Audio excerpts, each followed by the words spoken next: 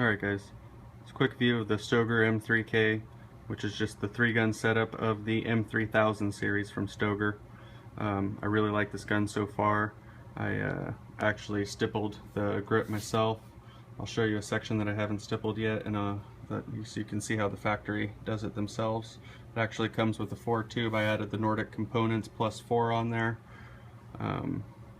So yeah, let me give you a quick look at what's going on over here. I'll show you what the loading port looks like. Nicely opened up. I am going to be opening it up slightly more though, just to get my thumbs a little bit further into the shell tube. So yeah, just give you a quick overview. And then eventually I'll be cutting the trigger guard down and putting a little notch in there. There's some great companies that do a lot of this work. TTI, Terran Tactical Innovations, and another one is MOA Precision. There's also a lot of great videos on working on these specific shotguns. Jesse, I'm going to fuck your last name up, Tischhauser, does a lot of good videos. He does one on actually opening up the loading port in here, a full series on it. Another great video is if you do want to install the TTI lifter from the guys at the Tactical Bay. They do a video of switching that over. It's the lifter from the Benelli, so there's a little bit of modification that's required from it, because this is essentially has a lot of the components of the Benellis. So it's inertia driven. Just give you a quick little span through over here. And this one does have the 24-inch barrel. When I took it apart to clean out all the cosmoline and whatnot, I gave it a nice oiling and cleaning with the Fire Clean. I love that stuff. And I noticed that the tube itself, a lot of the guys for the M3000s, the standard M3000s, were having to polish the tube out because it was a little crunchy or not so smooth. I found that the tube itself was polished from the factory better than what I could do for it, so I was really happy to see that they took some of the information from their shooters and made the adjustments right there.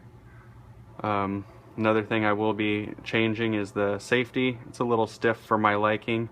I'll be doing that. I'm personally going to stay with the lifter that's in here currently. I'm pretty happy with it, as it's a very tight fit in there. I tried to actually get my finger to stick in there like some of the Benellis have had issues with, and I didn't have that problem whatsoever. You can see it gets pretty close on there to the follower.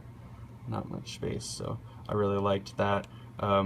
So far it feeds pretty well. The only problem I have is that the retainer for holding the shells in the extension tube has a funny shape to it, so it'll catch sometimes on some of the shells when I'm going to place them in there. I prefer quad loading, so I'm going to open the front up right here and smooth out that retainer that holds them in there.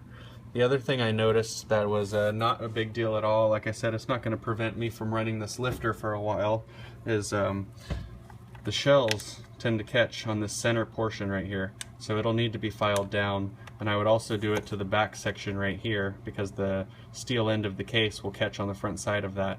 Now that's just something that happens when you're using stamped steel parts. So like I said, I'm pretty happy with the lifter itself. Other than those two little things, I'll be filing them down and getting them smoothed out.